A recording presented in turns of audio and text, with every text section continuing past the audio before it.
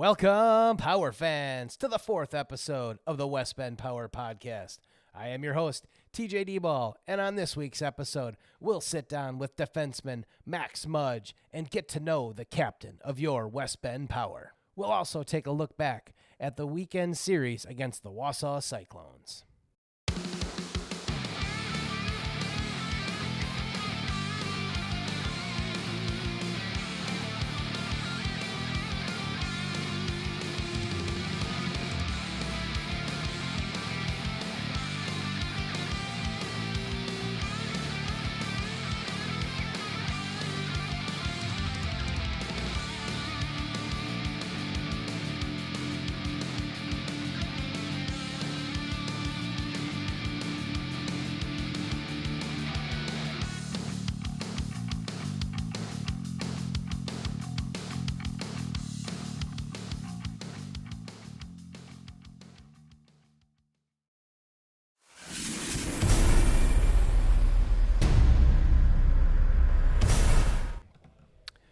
Welcome to the podcast, Captain number 28 from Seattle, Washington, Max Mudge. Max, welcome to the podcast. Yeah, thanks for having me, TJ. I appreciate it, and I'm glad to be here. Yep, thanks. So we'll start with the face-off segment. As we've done with the last couple of guests that we've had, we'll just ask you 10 rapid-fire questions and answer them to the best of your ability. Alrighty.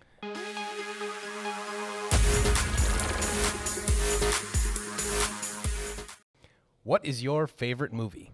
I'd have to say I'm a big Marvel fan, so I'd say Iron Man is my favorite in that. But all-time favorite movie, probably Olympus Has Fallen, just because I remember watching it as a kid with my dad, even though I probably shouldn't have been watching it. He definitely got yelled at by my mom, but it was a great movie, and I always enjoy it. Awesome. That's the first. So not Step Brothers. You're the first one I've interviewed that hasn't been Step Brothers. No, So I'm a big comedy guy, but I'm a big action movie guy. That's where I could sit and watch action movies all day. Awesome. Best concert you've been to? I've only been to a few in my life, but probably the best, I go to this music festival in Washington called Watershed, and the first concert I ever went to was Morgan Wallen. Oh. So I'd say that was probably my best one so far. Awesome. Favorite snack food? Can't go wrong with chips and candy, obviously, but I don't know. I'm a big fruit guy, so I like grapes and I like apples and peanut butter, stuff like that. Nature's candy. Yeah. So you keep that slim figure? Yeah, I guess so. Anything you're afraid of? Any fears? I'm not a fan of thunder. Thunder? No. We don't have a lot of thunderstorms in Washington, so. Interesting. But yeah, not a big fan of it. So the loud crack. I don't like it. I don't know what the sound comes from. I just don't like it. That's all right. Favorite vacation destination or favorite vacation you've taken? Me and my parents used to always, and my sister, for my parents' wedding anniversary, we used to always go to this place called Harrison Hot Springs in British Columbia. Okay. It's like a 4-hour drive from us, but I always remember those trips, and they were always so much fun. Like, my cousins would come sometimes so that they could watch us, and my parents could go out to dinner for their anniversary. But yeah, I'd say that was my favorite. Awesome. Weirdest food you've eaten? I've had a cooked tarantula before. Yeah, one of my friends used to do a weird food night or whatever with their family, so I had to try a bunch of different random things, and that was one of them. Cooked tarantula, a leg or? Yeah, it was just a little leg off it. Wow. Yeah, but Did it have flavor? no, I don't know if I want to know. It was just bland.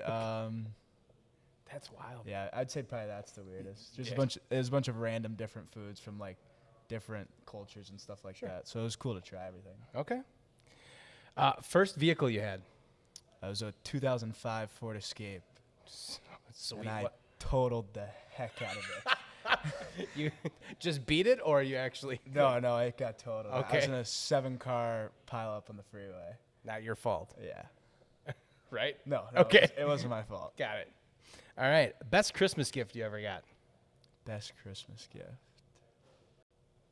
Oh, me and my dad got the inaugural season to the Vegas Golden Knights. We got tickets to go to a game. Oh, So sweet. my mom got me and him tickets, so we flew down there and spent like a whole week with our neighbors and everything down there doing a bunch of different stuff. Okay, cool. We're coming up on Halloween. Your favorite or your best Halloween costume growing up? Or as an adult? Growing up, my mom used to always put me in the pumpkin. I came home from the hospital from being born on Halloween, so it was always like a big thing that's like when I celebrated my birthday with all my family. So probably just a pumpkin. My mom used to always put me in, but with my buddies, we did when I was 16, I think we did Captain America with tutus as a joke. Okay. Just us being a bunch of guys just screwing around. So All Captain America's all wearing tutus. Oh yeah. Right on.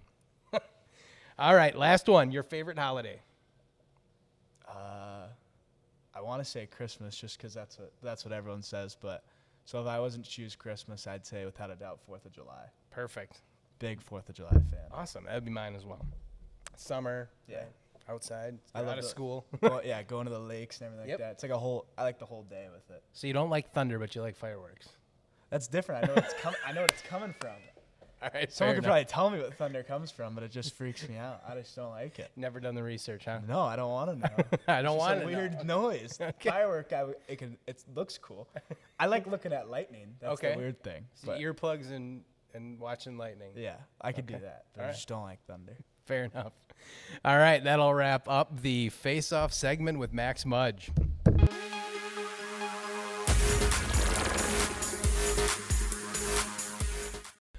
Okay, let's talk a little bit about your introduction to hockey. How did you get started in hockey? Did you, as a kid, started watching hockey and I want to do that, or did you have a family member who played? Was there, something that attracted you to hockey?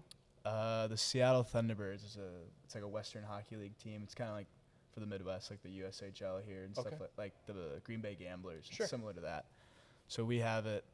It was like 15 minutes from my house. My parents have always liked going to sporting events, so they always wanted to go to them. And so when I was like 4 or 5, I was always a rambunctious kid. I'd never be able to, couldn't sit still. Couldn't ever hold my bladder either. I would always have to get up to go pee. Okay. And so when I was like 5, they took me to a Thunderbirds game, and they said it was like one of the first times that they'd ever been able to just have me sit down and basically shut up and not speak. Wow. So they said that I would sit there for the whole game and wouldn't move till intermission. So then, I don't know if it was So your parents knew early on, and your bladder knew early on. Yeah. So I don't know if it was, I don't know where they found out, but there's like a learn to skate program how they have here, just down the road from that rink, and I started out there. My sister actually started out with me. She quit pretty quickly once I started to do a little better than her. She was done. She couldn't let the younger brother be better, so she was done. Older sister. Okay, older got sister. So yeah, that was probably the main reason. Okay. Still a fan of the Thunderbirds today. And everything like that, so there's the organization still exists, and I'm pretty sure we've had season tickets for 10 years now. Oh wow. Like that. Yeah. What level of hockey is it? It's major junior. It's like I don't know. It's above junior A, so it's above USHL. Yeah. Okay. Very cool. They have a lot of guys. I think just now they had like 70 players on the central scouting list or something like that, just from the Western Hockey League. Okay. Yeah.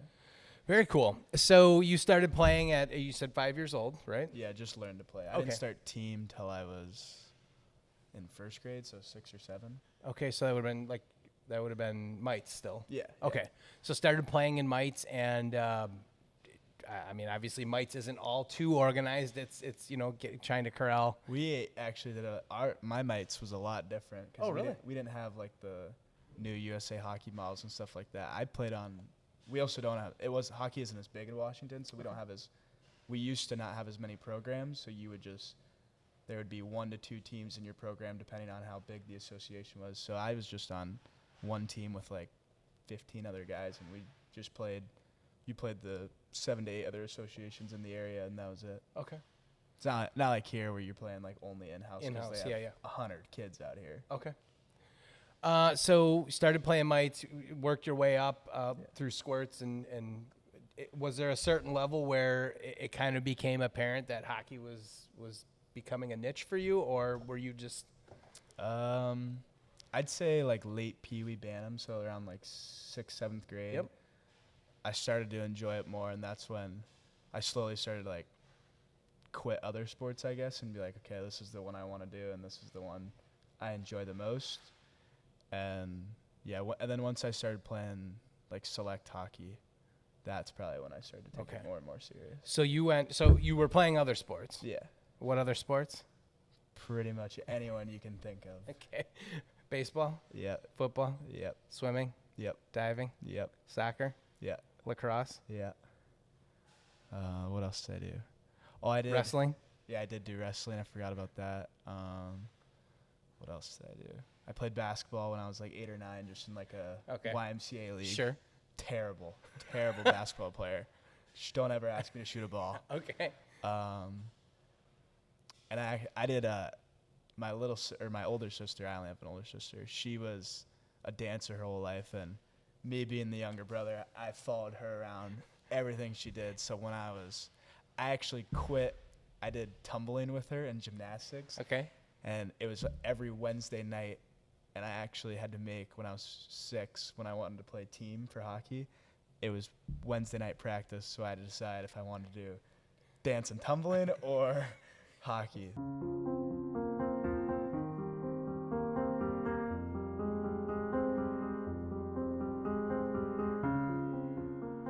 Luckily, I chose the right one, but so I did everything my sister did. Not now, at least. Now, completely different. But back then, she was like, everyone always looks up to their older sibling. Sure. So I did everything she did, so I just followed her around, which probably was pretty annoying for her. But How much older? 4 years older. Okay. Yeah, so she's 24. do any of those tumbling and dance skills still exist? I mean, I can do a backflip. I found that out this For summer. real? Yeah. Don't ask me to do it right now. I couldn't. I wouldn't. Not But, in season. yeah. Maybe in the off season. But I did it for I've been able to do it like with my hands and beforehand, but never been able to do it without my hands. And I tried this summer. Just standing on the ground. Yeah. First time it was not a good try. I didn't really know what I was doing too well. Second time I landed it, so. Okay. Very I'd cool. say part of it I can still apply. But Still hold some. Yeah. Definitely not the best at it, but. Okay. So you're playing many sports, and you decide kind of to start focusing on hockey right around, you said, bantams? Yeah, I'd say bantams because, that's when I stopped playing. I played soccer the longest, lacrosse the longest. Then freshman year, I tried out for football and played a couple games and stuff like that, but I just didn't have the time for it because that's when I started traveling a lot. Sure. That was what became the big issue, was travel. So you went to AAA then with hockey, so you got out of your association and went to AAA. So was that more travel? Was it still a pretty local team, or? For us, no. So we played in actually like the it's like the AAA league for NA3 and NAL. Okay. The NAPHL is where my team played. Yeah. And we also played up in Canada a lot before COVID. So I think from when I was 16 to 18, I think I had a total of maybe 8 games in the state of Washington. Wow. I think I had 4 games from 16 to 18, so 3 years of hockey. I think I had 4 games where I was able to sleep at my house and drive to the game. Really? Yeah. So you were hotels? Yeah. Wow. Just my last year of 18s, we did, because COVID had finally slowed down a bit and everything had opened back up, we did 3 tournaments and 5 weekends, so I missed, I think, like 7 days of school just in the first 5 weeks, 6 weeks. It was great for me because I didn't have to go to school, but I have been learning as we've been getting involved in hockey, and I've mentioned it before that I'm pretty new to hockey, but it's pretty easy to miss school with hockey. Get out of a lot of school. My mom always told my counselor that I had the ice flu. That's what she'd always go with. Ice flu. Okay, I'm gonna use that one. Yeah, seemed to do the job. Yeah. So AAA, you're playing up until you're 18. You aged out of 18U, correct? Yeah. And then that's when you decided to move up to junior hockey to the NA3? Yeah. Well, I came late last year. Yep. I was here. I didn't miss any games, but I missed training camp. I came like a week or like 2 weeks after everyone else did because I was up with other teams. Okay. So you was there something specific that was attractive from the Power for you, or? I don't really know. It was pretty last minute. Okay. So I was up in Canada in the SJ with the Flin Flon Bombers trying to make their team. The what? The Flin Flon Bombers. Flin Flon Bombers. Yeah. Flin Flon's the city. I'm looking this up. Yeah. It's Okay. You probably won't see much. It's not. There's nothing there. Okay. Makes West Bend look like a metropolitan area. God, okay. yeah. Fair enough. So, me and my dad ended up flying out there for the tryouts. I was there for like a week. Ended up getting cut, obviously. Then, I had Ebert's, our coach, our associate head coach and general manager, Jeremy Ebert. I'd had his number, and we had just been talking all summer. Because I was also tendered with the North Iowa Bulls in the NAL. Okay. And so he was like asking me where I was going, all this, and just basically to keep in contact with them for kind of like a backup option, I guess. And I got cut, obviously, and on the way home from Saskatchewan, from Flin Flon, we were flying home. My dad was like, all right, like, what do you want to do here? Like, you need to make a decision. Are you going to go to work when you get home? Or are you going to go to college? Like, what are you going to do? And I couldn't just hang him up. I knew I wanted to keep playing. So I ended up calling a bunch of coaches that I knew had interest in me. And Ebert and Mitch, for our head coach last year, seemed to be the most, like, I wouldn't say it, or like most promising, but like most intrigued. Like, they pursued me the hardest and told me that they wanted me here. And so I think I got home from Saskatoon, Saskatoon, same thing kind of. Got home from there like Monday or Tuesday, had a Zoom meeting with the coaches last year Wednesday, flew out Sunday morning, and then practiced the next Monday. And I didn't even know who I was like billeting with. I didn't have a billet. I found out who I was billeting with on my flight here. Wow. And so I had no clue what I was going into. It was a big change. So you were 18 at the time, correct? Yeah. Okay. Because I'm a younger 03 than everyone else. So, I mean, was this your first experience billeting then? Was this? Yeah, I'd never lived away. I've lived in the same house my whole life. Wow. For all 18 years up until coming here last year, I lived in the same house. And my would whole you life. compare your hometown similar to West Bend, big or small? Not even close. Not even close. I live like 20 minutes south of the heart of downtown Seattle. Okay. Like how much West Bend is, like what, 200,000 or something like that? No idea. I think there's like, just in where like my suburb, I guess, is I think like 600,000. Wow. So a little bit of culture shock. Yeah, I wasn't used to. I would have to drive. For me, I'd have to drive like 45 minutes away to see like all the land we have here. Okay. Wow. Way different, yeah. So you land, you're on the flight, you find out you're billeting with, and was it still the Petermans? Yes. Okay. The Petermans. Okay, so you get off the plane, you're like, I guess I figure out a way to get there. Well, my parents came with me. They stayed one night. They were here for I think just 24 hours. They came Sunday with me, flew out Monday night, and I actually wasn't even supposed to stay with the Petermans at first because they were on vacation.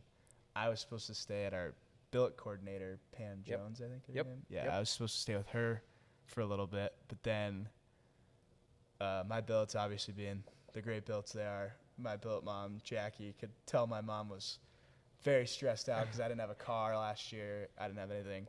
So she was just like, we'll get his bed, we'll get his dresser, we'll get all this stuff, we'll figure it out. He can stay here tonight. He doesn't need to go drive somewhere else and stay with other guys. Like, he can just stay here.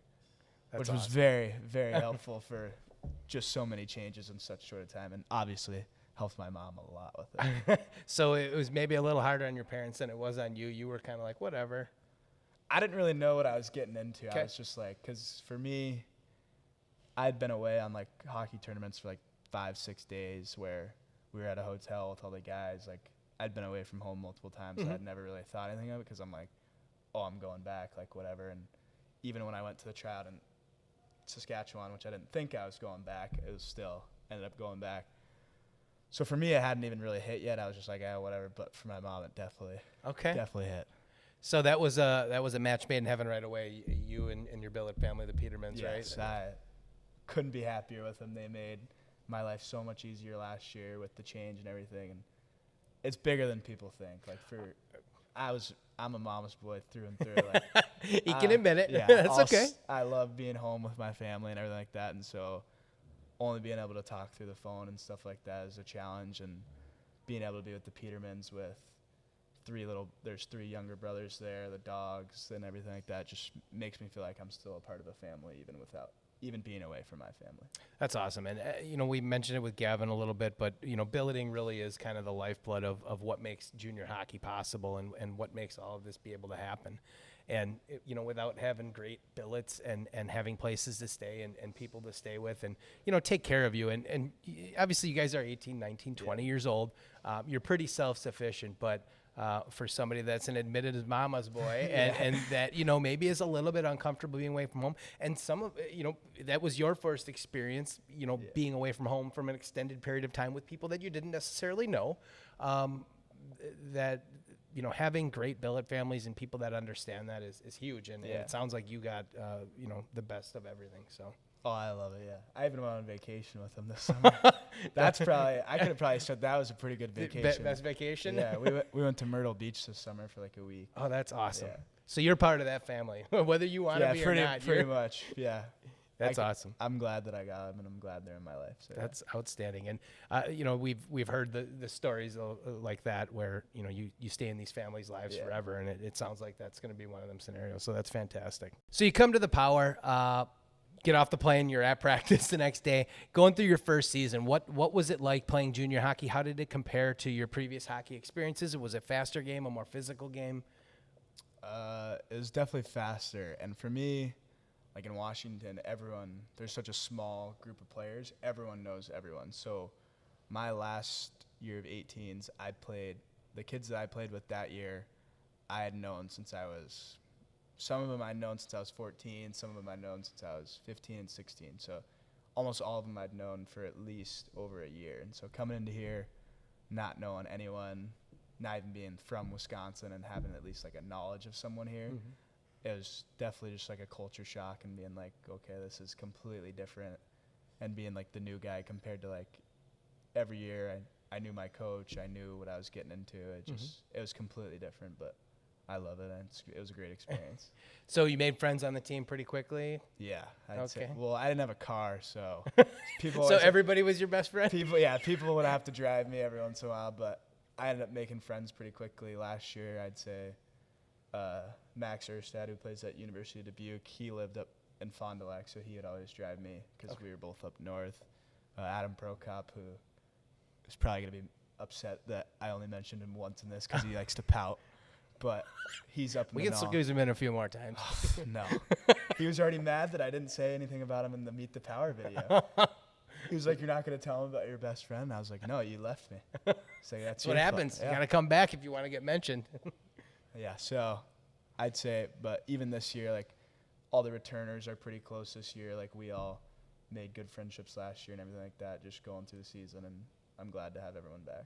That's awesome. You, I believe, all through your youth career played offense. You played forward, and at some point last season, you made the transition from offense to defense. Talk a little bit about that transition. Yeah, I mean, I never played defense as like my position, but whenever my coach had gotten pissed off with all the D, he would just send me back there, and it'd be like in a 7-0 blowout game or something when I was like 15, 16, and he was just pissed off basically. So it's not like I hadn't had experience, but not really serious experience. But last year we did this like one-on-one drill, and I was screwing around with Coach Ebert saying that I wouldn't lose to anyone, like telling him to put me up against our best players, blah, blah, blah. And I ended up not losing to anyone just because it had been a drill that I had done like probably 40 times in my life with my youth team. So we had done the drill, so I knew how to like beat the system, I guess, with it. So I was just screwing around. And then come December, I think it was like December 4th or 5th, we played Oregon. One of our defensemen ended up having an AC sprain on his shoulder or something, AC sprain. Tommy Kundinger ended up getting the flu and not being able to show up to the game, so I got a text like at like noon before the 7:30 game. Basically, it was voluntold is the way I like to say it. Our coach at the time said, "Hey, is there any chance you can play D tonight? Like we only have 5 right now due to injuries and sickness." And I said back to him, "Is this a question or is this just you telling me to be polite?" And he was like, "No, you're playing D." And I was like, "Yeah." So I was voluntold basically, but And actually, my second shift at defense, probably the worst decision of my life, turned the puck over, breakaway the other way, they scored right away. And Coach Eber ended up coming up to me, and he's like, well, you couldn't do any worse than that. And then from there on out, I switched back every couple times, but we just had injuries and sickness going on for like a month straight, so I ended up playing it for like 6 games straight. And then a defenseman was born. yeah, I guess they liked it so much that they just switched me, and it ended up working out pretty well, so I enjoy it. But That's awesome. So now this year you've continued to stay on defense, Yeah. correct? as much as Coach Woods might like to say that I'm not a defenseman, he still puts me there. Okay. Don't have any future aspirations of becoming a forward again, or you're pretty comfortable at D? I mean, I play wherever a coach tells me to play. Wherever I get Got to it. play the most is pretty much what I like to say. And right now, he's playing me at defense, so I'm fine with it. But if they were to tell me that they want me back at forward, I wouldn't hate it. I'd enjoy it. Okay. I Fair get enough. I pretty much do the same thing at defense that I do at forward. So Okay. I think you're leading the team in breakaways right now, but yeah, you but don't I've seem- missed Yeah. all of them. I was gonna say they don't seem to amount to much. Like 1 for 7, and it was an exhibition game that I scored the 1, so it didn't even matter. It matters. You remember it. Well, yeah, it was against Wendigo, so that was a big deal. It's a pretty big deal. Yeah.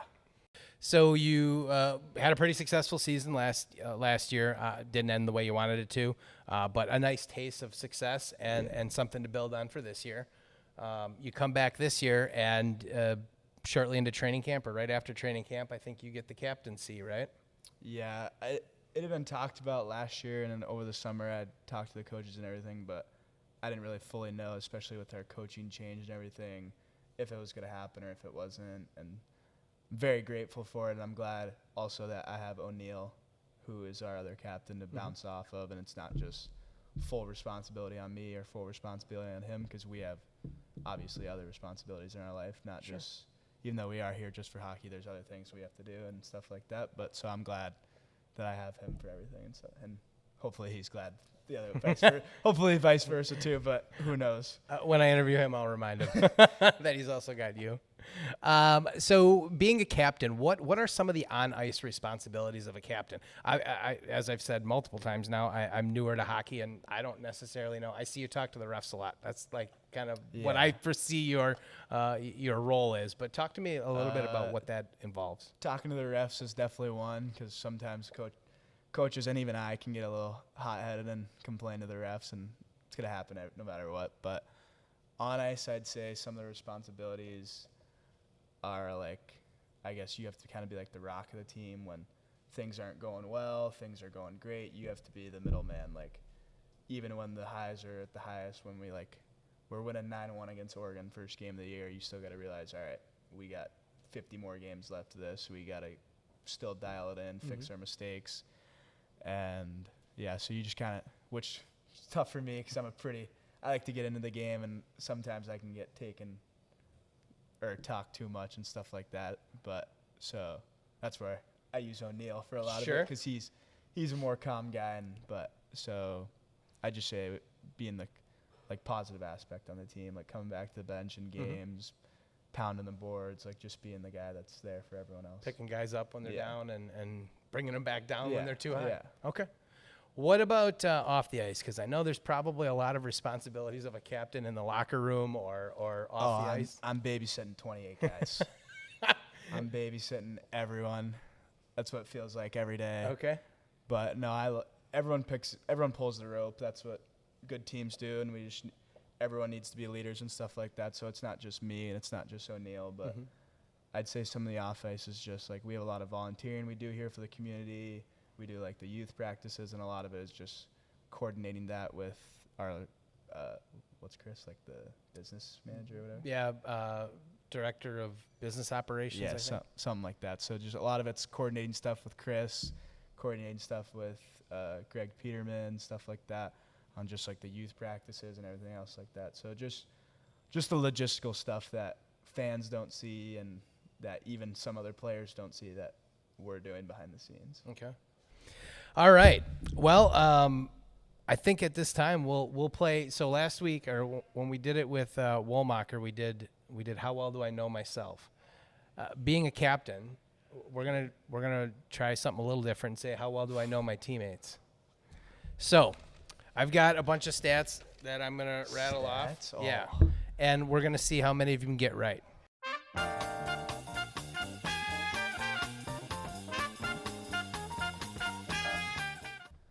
We'll start with games played. Who has more games played? Tommy Kundinger or Connor O'Neill? I'm going to assume Tommy because Connor was out for like 12 weeks last year. It's actually Connor O'Neill, 85 to 83. Very Tommy close. needs to step it up. O'Neill was out for like 12 weeks. Tommy just missed a couple games, too. It was really close. So Tommy just missed, I think, 3 with games. O'Neill being injured last year, I had that one. Yep, nope.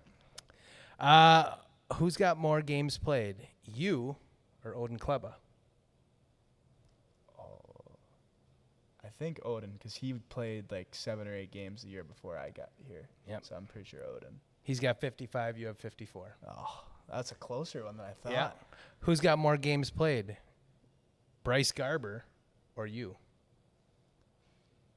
Is this like current with his suspension from last weekend? It is. It is up to date as of today. Is the 27th, October 27th. We have not played Friday night yet, so I don't know when this podcast will be posted. But this is as of October 27th. Okay.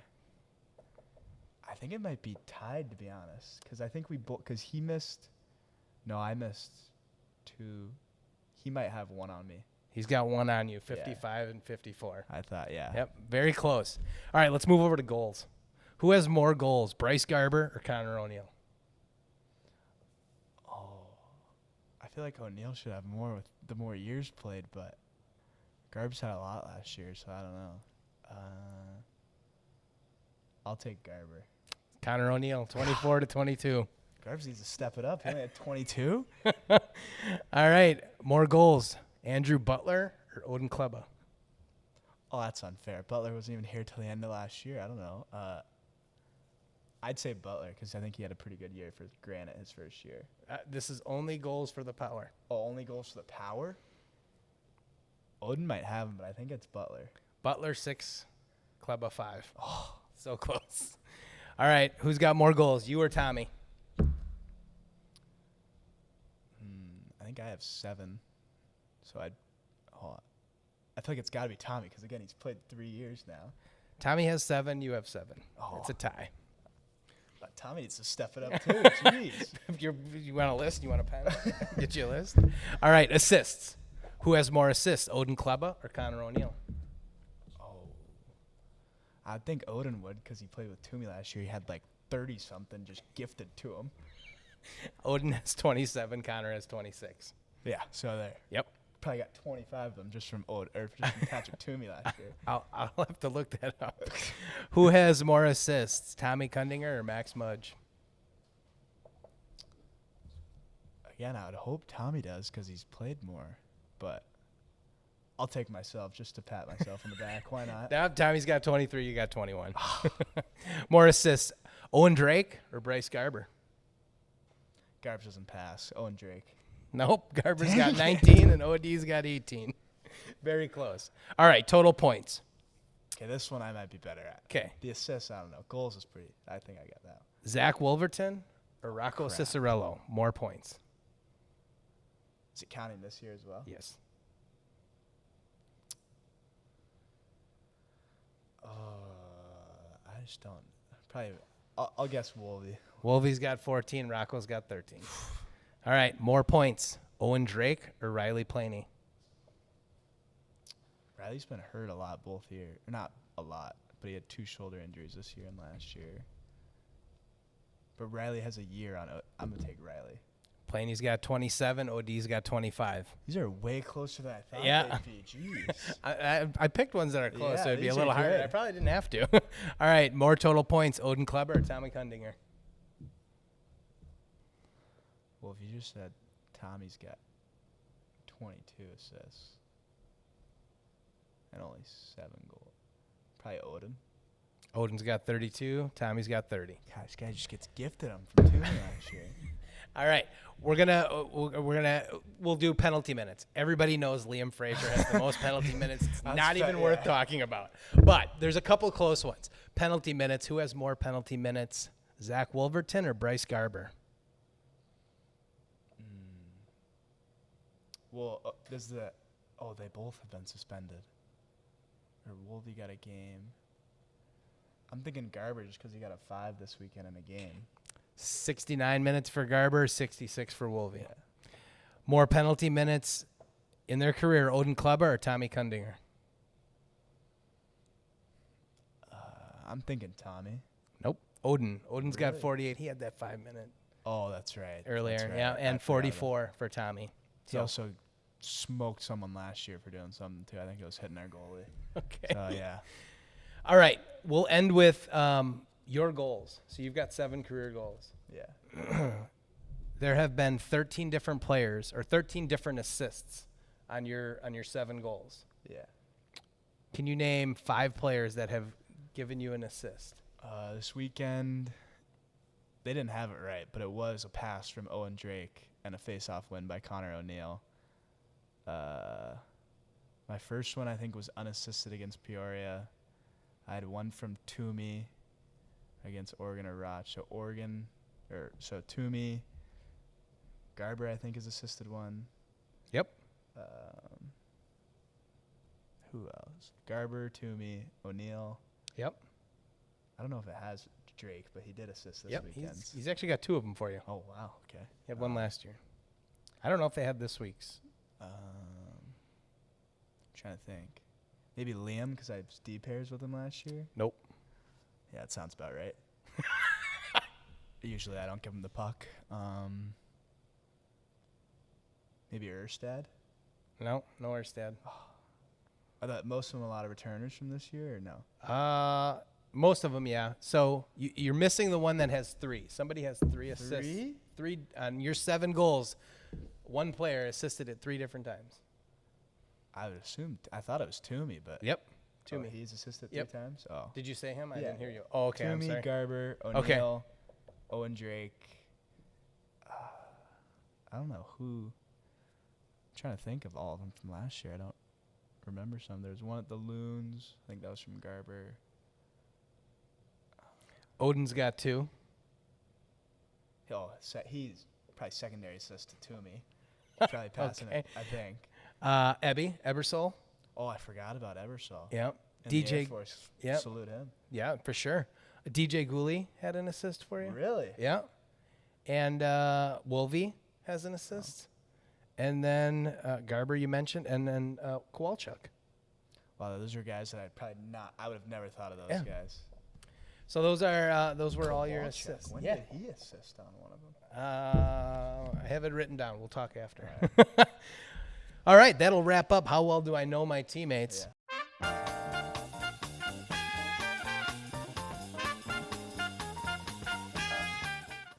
I think I did pretty well. I think other guys would not do as well at that as I did. We have it on video. I'll do the math. I'll let you know. Okay.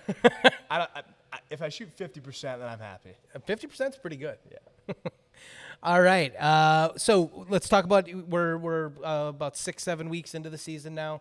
Yeah. Team's starting to kind of come together a little bit. How are you feeling about the team and what the future holds for this team? I think we have what it takes to win it all. We got the talent and everything. We just need to apply ourselves and apply our roles better, I think. Because the problem with a lot of this is you're bringing in guys from everywhere where guys were the top guys on their team. Like, you're taking someone from a high school team in Wisconsin and bringing him here, and he was their number 1 guy. And now he's here, and he has to figure out his role, and it's the same for everyone, that you're bringing in the best of the best from where they played, and you have to figure out your role once we get here. And I think once we get to that point, which everyone's starting to finally realize it, I think we'll be unstoppable at that point. Awesome. Yeah, it's going to be an exciting season. Make sure to come out to the Kettle Moraine Ice Center and join us for all of our home games. You can find the schedule on westbendhockey.com. And thanks again for joining us today, Max. And it's been a pleasure.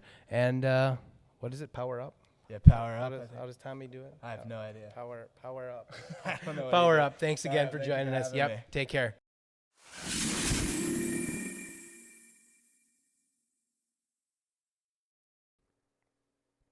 The first meeting between the Wausau Cyclones and the West Bend Power saw the Cyclones roll into West Bend Friday night and get out to an early 2-0 lead after the first period. After the first intermission, the Power came back with a vengeance and scored the first 2 goals of the second period to tie the score. The first goal was scored by Tegan Shire and assisted by Connor O'Neill and Zach Wolverton.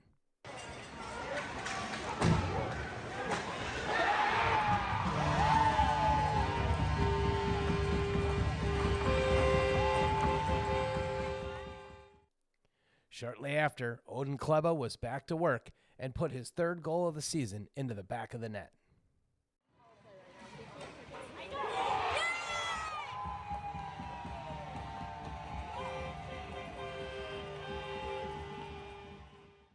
Wausau waited only a minute and a half to take the lead back and go up 3-2. A minute later, Tegan Shire was back at it and scored another goal to tie the game again at 3.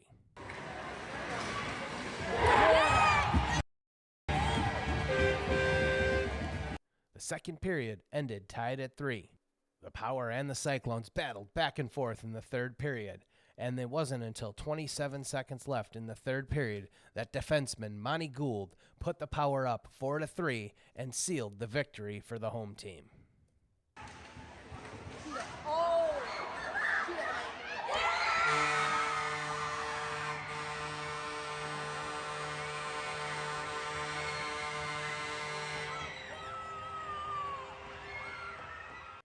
Friday night's Versafoam hard hat hardest worker of the game was defenseman Zach Wolverton. Unfortunately, the Power couldn't keep the momentum going the next night when they traveled up to Wausau for the Cyclones' home opener. In a game that was all Wausau, the Power couldn't get anything going offensively, and the defense struggled to stop the explosive Cyclone offense that night. Final score of Saturday night's game was 7-0, and the Power packed their bags and headed back home. That'll wrap up this week's episode of the West Bend Power Podcast.